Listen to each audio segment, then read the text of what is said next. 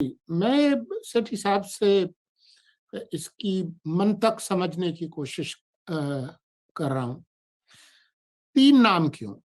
5 क्यों नहीं? 7 क्यों नहीं? ये मुझे नहीं पता। 3 नाम हुँ, क्यों हो सकता है?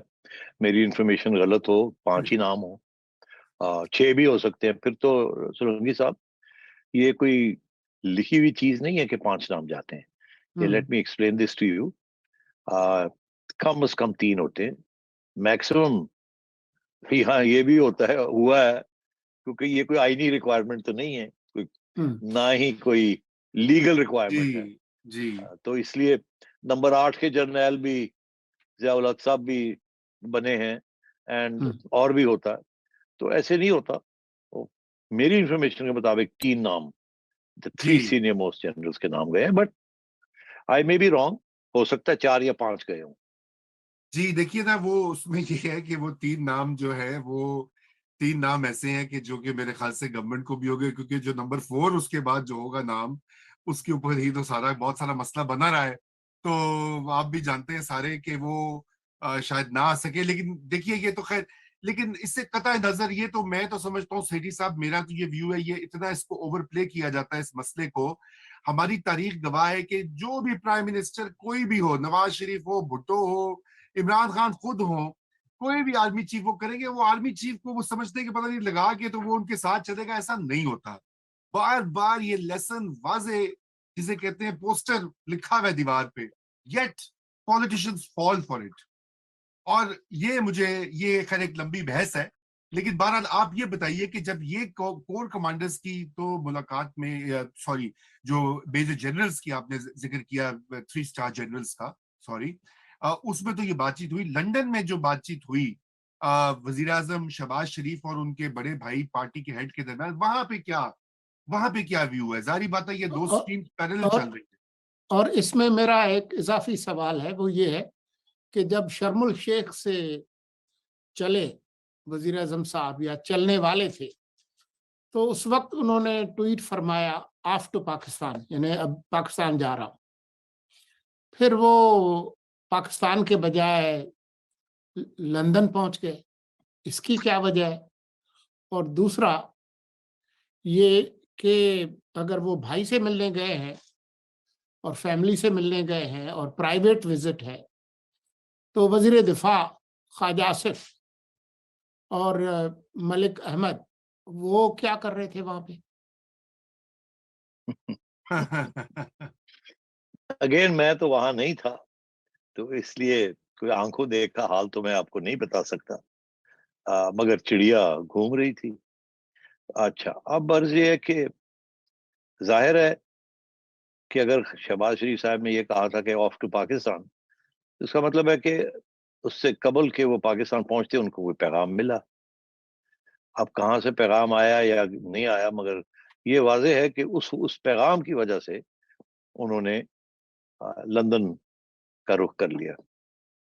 तो अब बात यह है कि क्या पैगाम आया और फिर लंदन में क्या बात हुई। देखिए, ये जो बात मैंने आपको बताई है कमांडर्स की कॉन्फ्रेंस की, मेरा ख्याल है ये अगर मेरे तक पहुंच सकती है और आप लोगों को भी कुछ एहसास है और पता है इन चीज़ों का, और वी लोगों को भी बहुत सी इन चीज़ों के बारे में पता था, तो जाहिर है नवाज शरीफ साहब तक तो ये सारी डिटेल्स पहुंच ही गई होंगी। और नवाज शरीफ साहब ने तो कुछ फैसले पहले से किए होंगे। अ, और मेरा ख्याल है 2 अहम फैसले हैं जिनके बारे में डिस्कशन हुई होगी। एक तो ये है कि इसके बावजूद कि जनरल बाजवा साहब ने ये कहा है कि मैंने एक्सटेंशन नहीं लेनी, कुछ लोगों का ये ख्याल है कि उनकी फिर भी ख्वाहिश थी आखिरी वक्त तक कि इमरान खान वाला जो फॉर्मूला है कि 6 माह के लिए एक्सटेंशन मिल जाए, केयर टेकर्स आ जाएं, गवर्नमेंट डिसॉल्व हो जाए, इलेक्शन हो जाए, और उसके बाद जो गवर्नमेंट अगली आती है वो आके नया आर्मी चीफ लगाए। मैं समझता हूँ कि आ, शायद इस किस्म की बात भी हुई हो कमांडर्स की कॉन्फ्रेंस में, मगर इसमें कोई शक नहीं है कि ये फॉर्मूला जो है ये शहबाज शरीफ साहब ने पेश किया कि जी एक ये भी फॉर्मूला है। और जाहिर है किसी ने उनके कान के अंदर ये बात कही होगी कि जरा इसको भी चेकआउट करो कि शायद कि इसमें वडे मियाँ साहब बात मानते हैं कि नहीं। और नहीं तो प्रॉब्लम ये है कि अगर खान को फिर रोकेंगे कैसे। और क्योंकि हमने ये फैसला किया है कि हम एक हद तक आपके साथ जाएंगे मगर उसके बाद you are on your own, हम आपके कोई प्रेशर नहीं डाल रहे। बट ये आप देख लें बिकॉज इसके साथ अगर हालात बिगड़ गए तो फिर देयर इज नो टेलिंग कि हम क्या करें या क्या ना करें। तो फिर आपने देखा कि खान साहब ने अपनी लॉन्ग मार्च बंद की हुई थी। फिर आपने देखा इसके दौरान एकदम एक्टिव हो गए खान साहब। तो मेरा ख्याल है खान साहब तक भी किसी ने कोई पैगाम भिजवाया होगा कि एक्टिव हो जाओ, ताकि ये वाला जो एजेंडा है ये एक कॉन्क्रीट एजेंडा भी एज एन ऑप्शन और पीडीएम को नवाज शरीफ साहब को नजर आना शुरू हो। तो खान साहब ने फिर ये अपनी लॉन्ग मार्च को भी अनाउंस कर दिया कि जी अब हम। और उससे पहले तो पहले उन्होंने कहा कुछ भी नहीं कहा, फिर उन्होंने कहा कि आप सड़कों पे ट्रैफिक लाइट्स पे बंद करें। फिर उन्होंने अब लॉन्ग मार्च का कह दिया कि हम शुरू करेंगे और पहुंचेंगे 20 तारीख तक।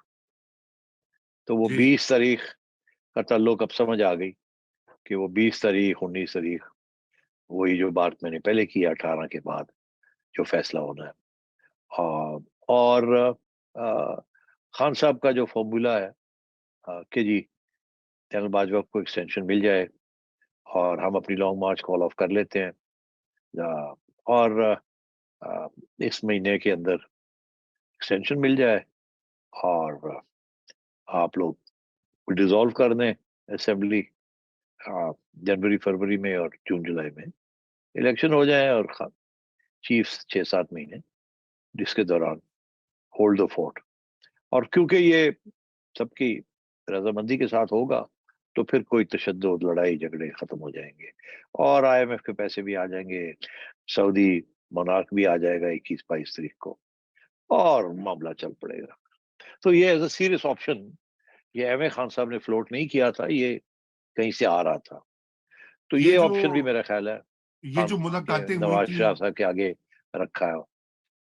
तो ये जो फॉर्मूला है ये तो ऐवान सदर में जो मुलाकातें भी होती रही हैं सेठी साहब, और आपने पहले पिंडी प्लान का भी जिक्र किया था, तो ये तो फ्लोट जो है कहीं ये वहां तो नहीं ये तय हुई थी बात इस तरह के फॉर्मूला? जी ये कुछ ना कुछ तो हुआ है ना, हम्म। फॉर्मूला तो बना है और वो अभी तक इट्स अलाइव पिंडी और प्लान। अभी तक। हाँ, तो अब बात यह है कि ये फॉर्मूला भी मेरा ख्याल है रखा गया है। बिल्कुल।